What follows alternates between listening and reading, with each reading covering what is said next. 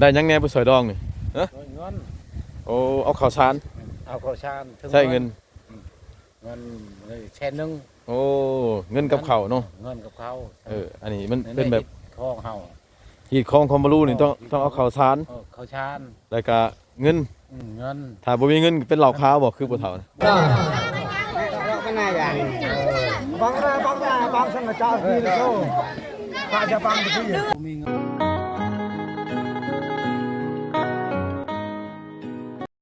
เอาสบายดีท่านผู้ชมมื้อนี้บ่าวสมบูรณ์สิพาท่านผู้ชมไปเบิ่งงานดองของชนเผ่าบารูท่านผู้ชมงานดองนี่ก็อยู่เพื่อนภาคหวยเบิ่งนั่นแต่ว่าบ่าวสมบูรณ์สินำลัง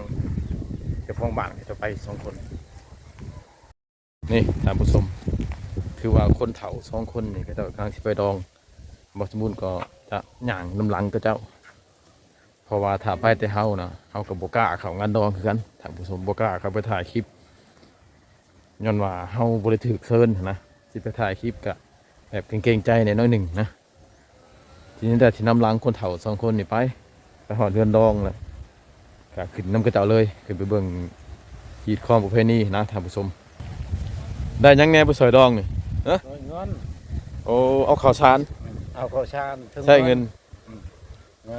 เลยแช่นึงโอ้เงินกับข้าวเนาะเงินกับข้าวอันนี้มันเป็นแบบของเฮาหีดของคอมบารูนี่ต้องเอาข้าวสารข้าวสารแล้วก็เงินถ้าบ่มีเงินเป็นเหล้าขาวบ่คือบ่เฒ่านะบ่มีเงินละเอาเหล้านี่บ่เฒ่านี่บ่เฒ่าบ่มีเงินเอาเหล้าขาวเราบ่มีเงินเหมือนเราเอาหยังเบิ่งเอาข้าวสารกับเหล้าท่านผู้ชมผู้ใดบ่มีเงินอันนี้ถ้าผู้มีเงินก็เอาข้าวสารถุงนึงแล้วก็เงินนี่ก็แล้วแต่ที่ใช้เด้อท่านผู้ชมแล้วก็เป็นนำไปนำกันท่านผู้ชมนำไปเบิ่งพิธีเขาเจ้าขึ้นเรือนดองแบบเขาเจ้าซอยเรือก็จะได้นะท่านผู้ชมบ่สมบูรณ์สิพาท่านผู้ชมนำไปเบิ่งนำกันยังใกล้บ่เรือนดองนี่ฮะ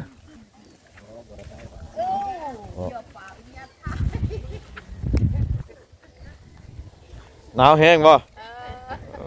โธ่น้ำลังเพิ่นน้ำเพิ่นพูนเกลือหมูเชยว้ายพอละแบงจังน้อยบ่เพื่อนดองกับไข่เติบถามผู้ชมเพื่อมันอยู่ส่วนบ้านเบิ่งนั่นย่างกับประมาณ100 เมตรนี่แหละย่างเข้ามาในบ้านเพราะมันเป็นบ้านใหญ่ในบ้านนี่ส่วนบ้านเบิ่งนั่นเฮ็ดงานดองส่วนบ้านเบิ่งนี่มันยังมิดสมออยู่เลยถามผู้ชมพูดถามผู้ชมข้างหน้าพูดหลังข้างหน้าแล้วเป็นงานดองแล้วนะ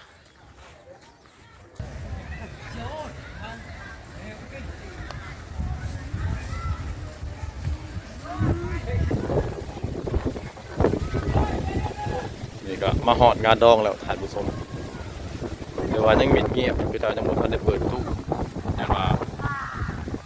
ยังซ่อมแป้งตู้นะเพราะมือนี้เป็นมือทำบิดของงานดองเนื้อถามผู้ชมว่าสมบูรณ์จะพาทำผู้ชมเคยเบิ่งบรรยากาศ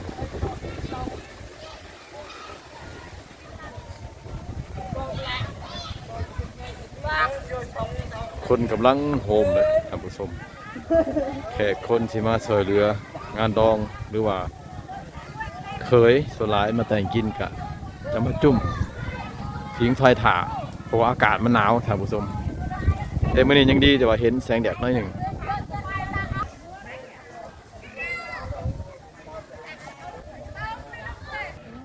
เห็ดจากมือละดอง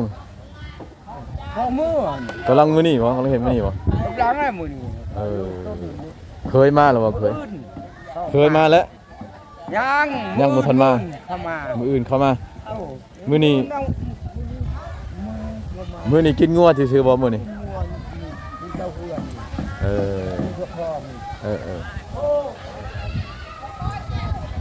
อันนี้ดังไฟบ่ดังไฟเผางัวบ่นี่ขาหรือบ่งัวจักโตงัวจักโต2 โตขายแล้วตัวเศร้าผู้ขายแล้วตัวหนึ่งยังตัวหนึ่งถือว่าขาเคยมาแล้วขาอีกบ่ขางัวนี่เจ้าเพื่อนนี่ผู้เจ้าของกันงัวเคยยังบ่ทันได้ยัง มื้ออื่นเขาคาครับ มื้ออื่นเคยมาบ่ เออ หรือว่ามามื้อนี้ มามื้อนี้อ่ะ มามื้อนี้ มากินมื้ออื่น เคยมาแล้วก็กินอีกตัวหนึง กินอีกตัวนึง มีแต่งัวบ่มีหมูบ่ บ่หมูน้อยหมู เออ เขาจำเพียนแล้ว หมูมันขาจำพีซื่อ อาจจะจำพีนี่จำ อืมบัดงัวนี่ขาหับแขกเนาะอันนี้เป็นผู้เฒ่าแบบเป็นอันนั้นเป็นพ่อรองกับแม่นนะท่านผู้ชมเป็นพ่อรองทางด้านฝ่ายชายมาเฮือนฝ่ายหญิงแต่ว่าฝ่ายชายยังบ่ทันได้มามีแต่คนเฒ่าเรามาก่อนส่วนเคยเนี่ยจังหน่อยก็ต้องแห่มา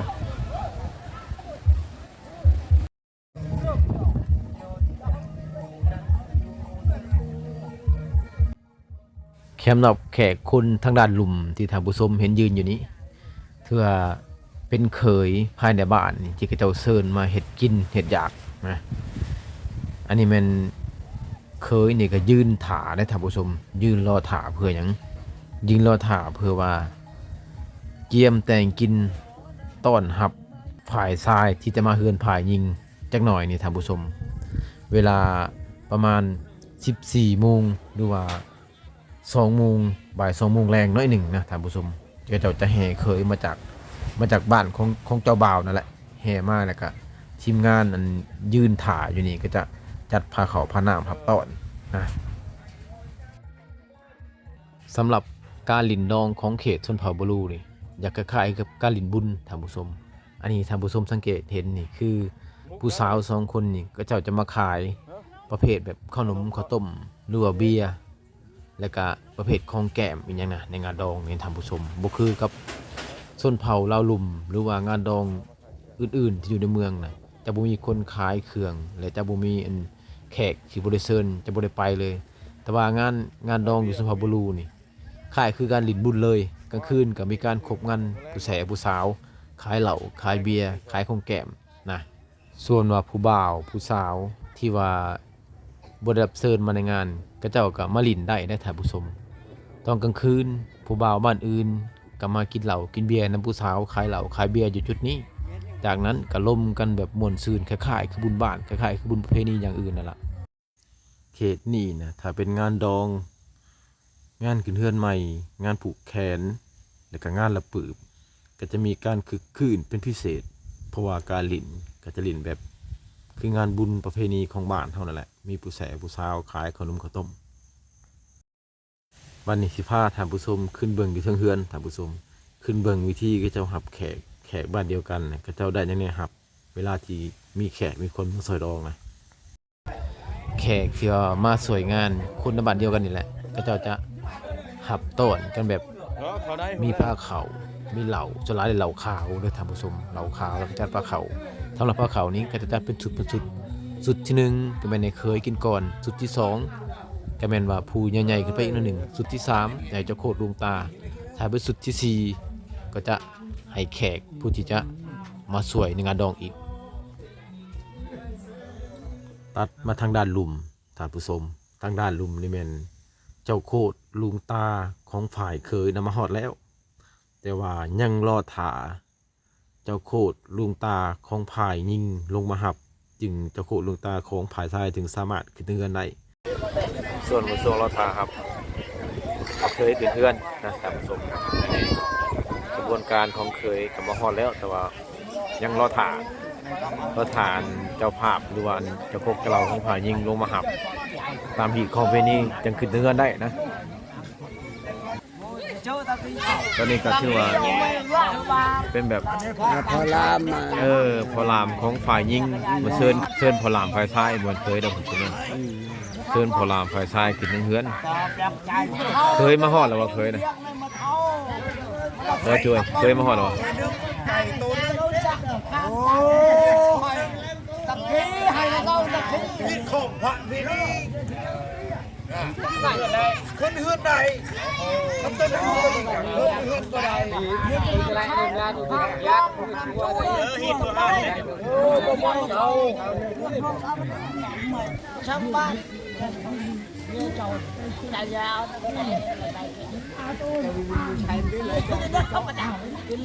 พอรามหรือว่าเจ้าโคตรลุงตาของผายทรายก็ได้จกเงินให้เพื่อไขคำปากพอรามหรือว่าเจ้าโคตรลุงตาของผายยิ่งให้ท่านผู้ชมหลังจากพอรามผายยิ่งพอใจแล้วกดเสื้อเซินเจ้าโคตรลุงตาหรือว่าพอรามของผายทรายคือถึงกันได้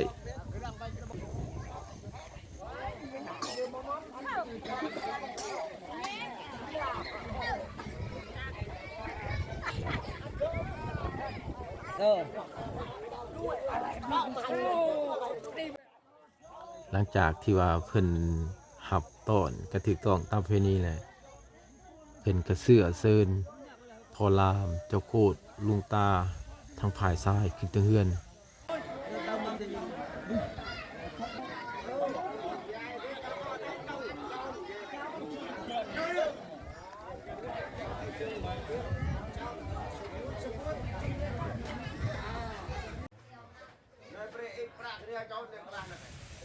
ขึ้นมาตั้งเฮือนแล้วเจ้าโคตรลุงตาทางผายทรายเพิ่นก็ได้เอาเหล่านะของเจ้าโคตรลุงตาผายทรายได้ท่านผู้ชมเพื่อมาไขคำปากเจ้าโคตรของผายยิงนะหลังจากไขคำปากของผายยิงแล้วเพิ่นก็จะมีการมอบเงินขาดองกันอยู่ในบวนนี้เลยมอบเงินขาดองอีกอย่างต่างๆสำเร็จแล้วได้เพื่อจังกินข้าวอีกเป็นรอบหนึ่ง cho online đây là nhà hạ tôi là đây thiếu tộc là năm được đây tôi nước thì đây là hai trái năm mà nhìn ba được vậy alo con này chưa anh con nào mới ta con chạm chưa này này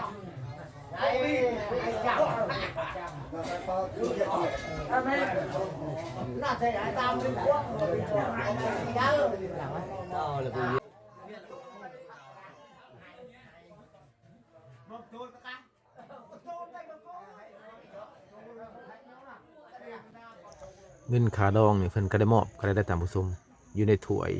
อยู่ในกระโตกเหลานะท่านผู้ชมสังเกตเห็นอันนั้นเป็นเงินขาดองคือว่าเพิ่นได้ปรุงก็เรียบร้อยแล้ว Đây là cái thứ này hay là cái chậu nguyên cầu đây bộ ạc lon cái dâu nó đâu ส่วนว่าบรรยากาศทางละลุ่มก็กำลังคึกคืนคนหนุ่มคนสาวก็กำลังม่วนพากันเต้นเพลงกันแบบสนุกสนานเต้นแบบบ่เป็นหอบลำวงท่านผู้ชมเปิดตู้แล้วก็เต้นม่วนแบบตามใจเลยนะ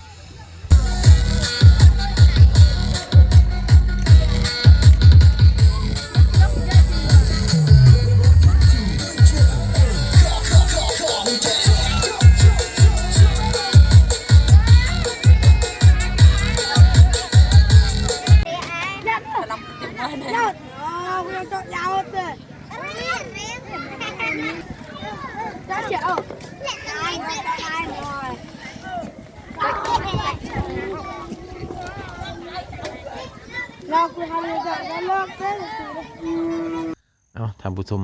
เบาสมบูรณ์ตะย้อนตัดตอนมาเบิ่งบรรยากาศตอนกลางคืนเลยสำหรับบรรยากาศตอนกลางคืนนี่ก็ถือว่าคึกคืนเป็นพิเศษเพราะว่าคนจะมาหลิ่นหลายกว่าปกติหลายกว่าตอนกลางเว้นตอนกลางคืนนั้นจะมีผู้บ่าวผู้สาวแล้วคนขายเครื่องน่ะหลายเป็นพิเศษได้ท่านผู้ชมเลย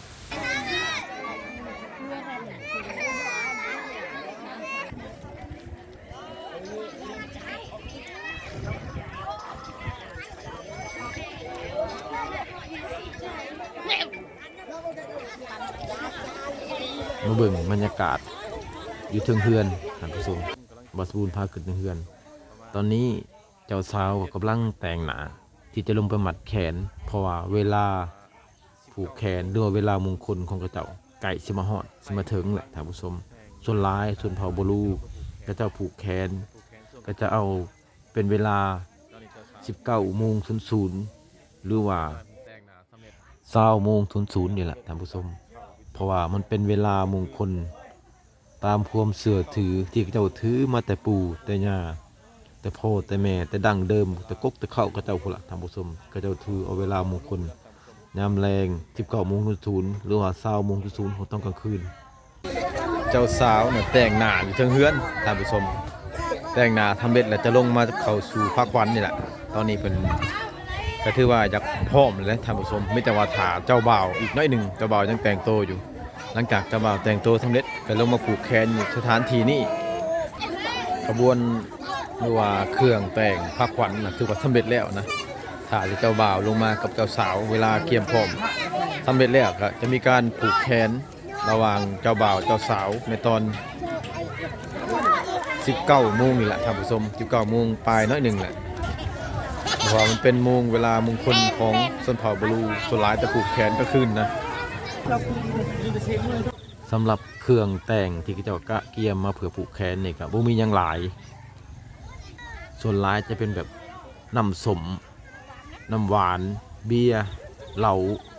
และก็ไก่ตัวหนึ่งจากนั้นก็เป็นผักขวัญน้อยๆเฮ็ดแบบง่ายๆเลยท่านผู้ชม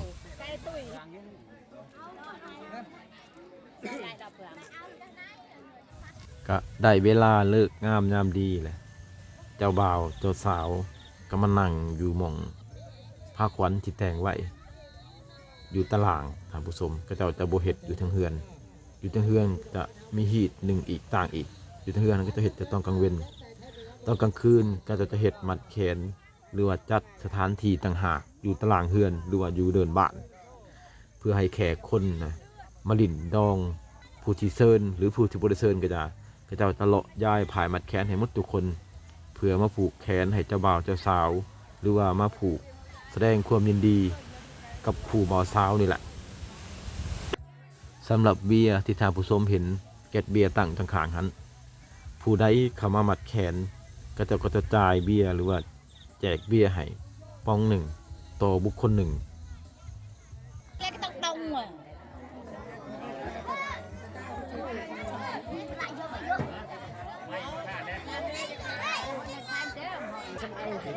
ถ้าว่าผูกแขนสำเร็จเสร็จสิ้นแล้วนะท่านผู้ชมเงินอยู่ในผายมัดแขนของครูบ่าวสาวก็จะเก็บใส่กระตาในเนาะนั่นแหละเก็บขึ้นมานับเป็นเดือนได้เท่าไรแล้วก็จะเอาให้ครูบ่าวสาวพ่อแม่หรือว่าญาติพี่น้องแต่บ่มีสิทธิ์เอาเงินในกระตาได้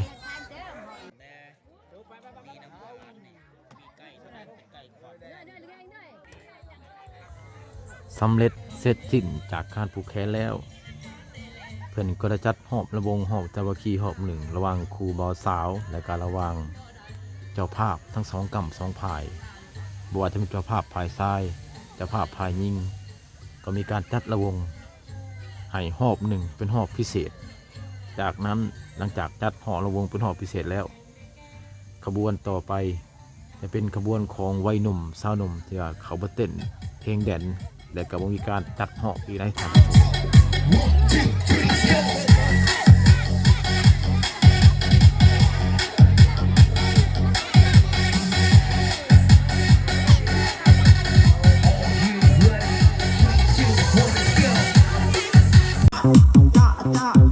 đi canh cục mẹ đàn o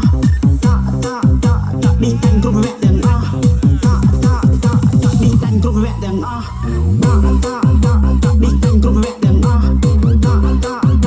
đi canh cục mẹ đàn o đi canh cục mẹ đàn o đi canh cục mẹ đàn o đầu tiên bắt pi pi từng một tắc ni ni sau say bắt pi pi đừng cầu ác rồi เอาละท่านผู้ชมสำหรับคลิปนัดดองของชนเผ่าบลูนี่วาดวุ่นกับขอฝากไว้ที่นี่อย่าลืมกดไลค์กดแชร์และกดติดตามให้กำลังใจบอกสมบูรณ์ตื่นสำหรับคลิปนี้ขอฝากไว้ที่นี่ขอขอบใจท่านผู้ชมที่รับชมคลิปบอกสมบูรณ์จุดขอขอบใจ